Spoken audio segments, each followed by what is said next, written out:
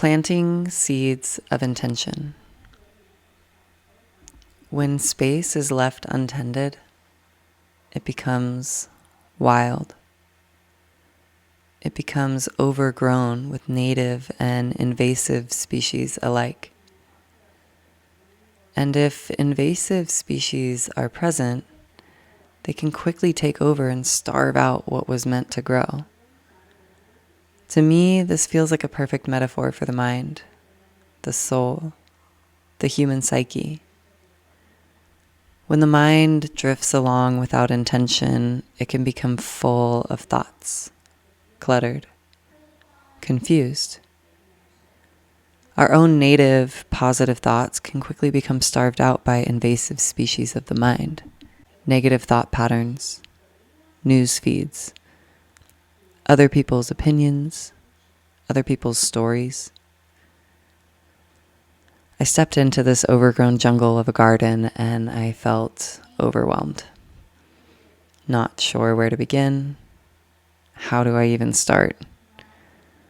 Life can feel this way when we're lost or at a crossroads, where there are 1,000 options and somehow we need to make one decision that can start to move us forward. In my garden, my decision was goats. I called in reinforcements from the animal kingdom to become part of my story and help me uncover what was hiding beneath the chaos. And in life, maybe we need to do the same. Maybe we need to call upon a friend or a family member or help from another dimension, angels, God, our ancestors, spirit guides, whoever we connect with spiritually to be our friend, ally, and guide us into seeing what's beneath the surface. The goats went to work. And then I saw before me open space, potential. There was still so much work to do. The goats simply showed me the path forward. They were helpful, but it was clear that I still needed to show up and participate. I still needed to take action to get my garden ready. So I spent many hours ungardening the garden. I couldn't tell which plant was which, and I needed a clean start, so I ripped out almost everything. Sometimes we need to start fresh in life. We move to a new town, make new friends, quit the job and find a new one, end a relationship, choose something that actually serves us. I spent many hours ungardening, uncovering layers and layers of life, discovering tiny carrots and beets and potatoes, so many bugs and worms and roly-polies. And as I peeled back the garden, I was peeling back my own barriers, layer by layer, uncovering my soul, exposing it to the sunshine, fresh air, and to my family. By late afternoon, I was beat as a beet. My hands were worked, and after all that work, I still didn't have seeds in the ground. I still felt uncertainty about my plan. Am I doing the right thing? Am I ruining this garden? I've never had a flourishing garden, and I've prayed for this for years. We were nomadic for many, many years, and while it was amazing, and I'm so grateful for the travel that we got to experience as a family, eventually it took a major toll on me. I felt my root chakra sever from the earth as I floated around from place to place, craving my next home. An intention that my husband and I came back to whenever things got hard while we were traveling was, we will plant a garden, and from that garden we will grow. It was a metaphor for the truth we knew deep down, that finding our homestead would allow for our deeper growth as humans, as parents, lovers, as a family. I called in this place, this homestead for years. And I finally have it. I'm finally here doing the thing. The morning I started the garden, I felt so much excitement. The goats had prepared the space for me, and now it was my turn. After drinking a cup of tea in the morning, I went outside, completely skipping breakfast to get started. My excitement covered my lack of confidence.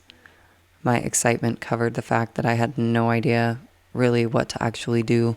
And as the soil became bare, and I had been in the garden for many hours, under-resourced, undernourished, I began to feel this sense of urgency. I began to rush.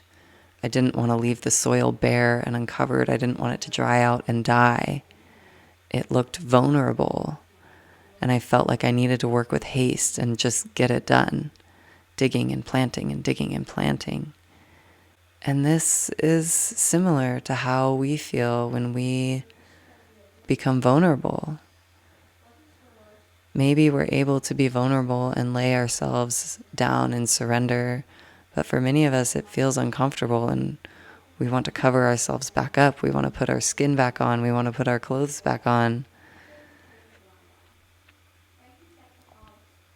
So there I was in the garden, feeling the vulnerability of the soil, feeling the vulnerability of my own psyche, but kind of numb to my own vulnerability and directing my emotion into the garden. And I began to feel really angry. I was under-resourced with no fuel in my body. I was annoyed that my children weren't that interested in helping me. I felt very insecure in what I was doing, and I let my fire out. The soil was bare. My soul was uncovered. The filter and the barrier were gone. Rage came through, irritation, frustration, anger, fire. Finally, I paused and I remembered. I prayed for this moment. Why am I choosing to be angry? Why am I letting fear drive my feelings? Why am I rushing? What is the use? Why am I letting the stress in? I stopped. I went inside. I nourished my body. I took a shower. I energetically cleared my field. And I told myself, it's okay. We can't make progress from this state. We will try again tomorrow. That evening, I went to a new moon women's gathering. A sister in the circle read the astrological report. Today was a new moon in Aries, fire, new beginnings. Wow, that was me, on fire, in the garden, losing my marbles. My sisters and I sat in ceremony together. We drank cacao and we prayed, and we were given 3 seeds, sunflower varieties, and asked to place our deepest desires into them. We placed our intentions into the seeds with such love and care and gratitude. We shared our desires in circle. We held each other's dreams. We danced. And finally we rested together. I left feeling so inspired, holding my sunflower seeds cradled in a rose petal close to my heart. And I said to myself, I'm going to treat every seed in my garden with this much care and intention. My garden deserves this. My family deserves this.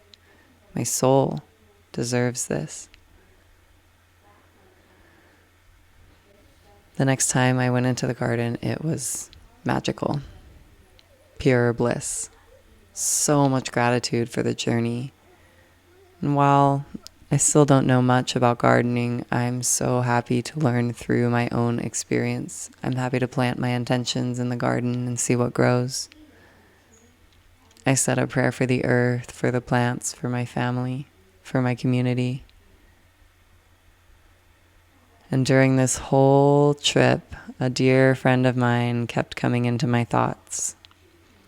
She is a master gardener, a beautiful mother, and a guide to me in so many ways. Something she once said was echoing throughout my psyche. She was referring to people who have an unsuccessful garden. And she said, it's not the garden. It's you. It's not the garden's fault. It's not the soil, not the seeds, not the water, not the sunlight. It's you. And I felt that echo so deeply. Everything is energy. Everything is affected by vibration. Our intentions, thoughts, desires, and dreams are all projected in waves by us. My hands are antennas, and I'm programming the seeds and the soil with my dreams and intentions. I'm planting a garden, and from that garden, I will grow. I choose what to plant.